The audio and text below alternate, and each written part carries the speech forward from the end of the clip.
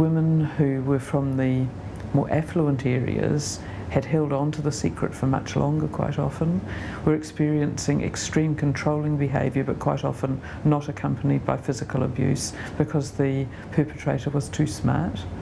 So he was able to do that sort of subtle grinding down emotional abuse that just kept her completely unable to act on her own behalf. You were living in fear, and you sit there every day thinking, how am I going to get out? And then you look at your children's faces and you think, I know I have to do something, but you don't quite know what to do. He just would drink, and the drinking and driving was 3-4 times a week. And I found out that he'd had the children in the car and he couldn't stand. So that was the catalyst, because it wasn't me that was in danger, the children were at risk. I'm Donna Williamson. I look after our Kids Shine team. The advocates in the office that are working with the women, if they have children, they'll usually do a referral to Kids Shine. My job is to contact Mum and have a talk with her about how things are going for her and how things are going for her children. When we're talking with children, most important is that they know that the violence isn't their fault.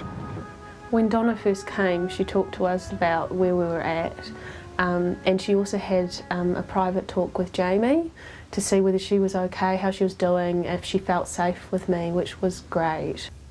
When the Shine ladies came, it was really good because they were there to help, and I didn't need to worry about Mum anymore.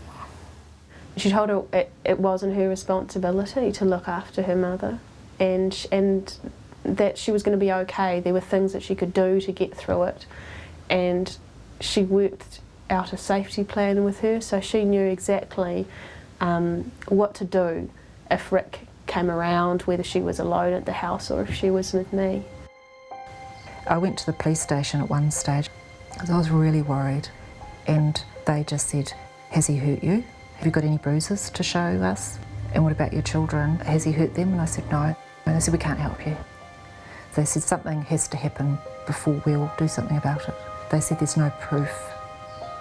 Being believed's a huge issue for women, especially where there's psychological abuse with no physical abuse, because there's no way of proving it.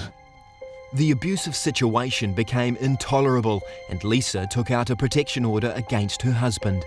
And I telephoned him and said, I'm no longer going to be married to you, and you are no longer coming back to this house. This is no longer your home. He just said, wait till I get there, and you were in a lot of trouble. I couldn't tell you how angry he was. It was the scariest week, and I was so frightened. The last court hearing was a mediation where the judge actually said one of you has to basically give in. And you're talking to someone that will never give in, so yeah, just to have resolution I had to. So by doing that it became exactly equal care. Safe at Home is a service provided by Shine to keep women safe in their own home. Our team here will assess whether she might need the Safe at Home project, which provides home security for women who need to stay in their own home and need to keep the offender out.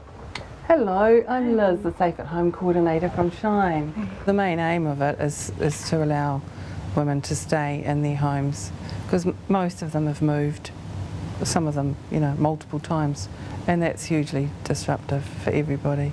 The first thing I do actually is a brief questionnaire just to capture how things are for them at that time, you know, what their level of fear is. So I usually start at the front door and then work my way through the house, room by room, and I see that you've got this glass door here. So one thing we could do is replace that with a solid wooden door. And also we have the restrictor. It works better than a chain. And have a peephole fitted. The peephole seems like a really small, insignificant thing, but I've had a lot of feedback from women talking about how important they are. You know, it means they don't have to open the door to see who's on the other side. So you've got these windows here, and what I often have done is have those window restrictors put on. I realised that once I started talking to them about the steps that we could take to improve the security, that immediately it started to affect how they felt about their safety. The threshold for legal aid is way too low, and women who are in abusive relationships often have to leave their own home. They go down economically every time they have to move. They lose and they lose and they lose, and then they have to work very hard to try and recover from that, and then they're expected to pay for their own safety. Legal aid should just be automatically available to anyone who experiences abuse and needs to get protection. You should not have to pay at all. Like some lawyers charge a $50 fee. I think even that is too much. It should be a right. Isn't safety in your own home a right? Throughout the whole court proceedings, I had to pay for my own lawyer because I was working full time, and he didn't have to pay a cent because he was unemployed. You hire a lawyer for a day. If the hearing's cancelled or postponed, you still have to pay them for that day, and it's not cheap. You know, by the time we got to the end of all the legal proceeding, I owed him over $11,000 in fees. I was paying for my own safety. I was paying out the nose for my own safety. There's been quite a strong lobby from men's groups that's very strong on the idea that children need two parents. Unless there's a very clear commitment by both parties that they're going to put the children first, I think that those arrangements almost never work. And they're just devastating for children to have to trek back and forth and go into a household where there's abuse being used, maybe against a new partner, and having to witness it all over again when they're just recovering from what happened to their own mother. There was an incident where the children ran away from Dad's house at night and made their way here. I was contacted by one of my children, completely distraught, saying, "I can't stay there. I don't want to, Mum. Come and get me." So I went and picked them up, and I phoned the police to say what had happened, and they came to check on the children, and they said the children are more than happy at home. I put them to sleep, and the next day the police came in, and the children were physically removed from the house and taken back. And I said to the police officers, "Just leave them and I will take them to your car." Yeah, I carried both of them down there, and they even said to me, "We're so sorry. We're so sorry that we have to do this." And I put my kids in their car and watched them drive off. Many mothers ringing lots of times saying, you know, what do I do about this? There's a parenting order in place. If I don't send him, if I don't push him or her, then I can be arrested because it's breaking the parenting order. My children are at times even worried for Dad's partner now, and say that there's certain things that happen that just aren't right. The way he speaks to her, the way he treats her. So the whole thing's going, you know, they're going, it's another cycle. And it's been quite good for the children to know that that's why I'm not there.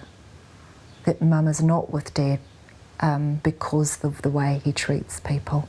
And the way he's treating his partner now is not acceptable. When myself or one of my advocates in my team go into a home, they work with the children. So whatever works for that child is what they're going to do. So if a child's into writing a diary, into writing a journal, she or he might suggest that they start writing things down, good things as well as bad things. Shine came in and they got the kids to write a weekly diary or daily diary about how they feel. And she said it doesn't have to be all negative, you know, it doesn't have to be something that was wrong. It can be something that you're really happy with as well. Yeah, just try to get the children to just explain, you know, how they feel, and being able to write that down was really powerful. And I remember my daughter saying to me, "This is the first group of people, Mum, that listen." They actually listen to what we say, and she takes us seriously. Before Shine came along, I couldn't tell anybody about what was happening in my house. I didn't want to tell Mum about it just in case she'll get upset, so I just talked to my teddies. Now it's just me and Mum, and I feel really happy and I feel really safe. Rick did not attend any Stopping Violence program as directed by the court and was refused access to his daughter. We're going to go to court next week, but I just found out that he's agreed to everything that we requested. The case is closed. It's amazing. It's like just this chapter can be closed in our lives finally, and we can move on. Life here is very different. My partner now is very, very good. He's very calm. Nothing phases him, and he just lives life. You know, he just gets on with it. As long as the children can grow up and have relationships that work and that are right for them and that are safe. If our whole society stands against this, it will stop. White Ribbon Day, for example, where men stand up and say, we're good men and we don't want to be tainted by this view that men use violence. We want all men to stop.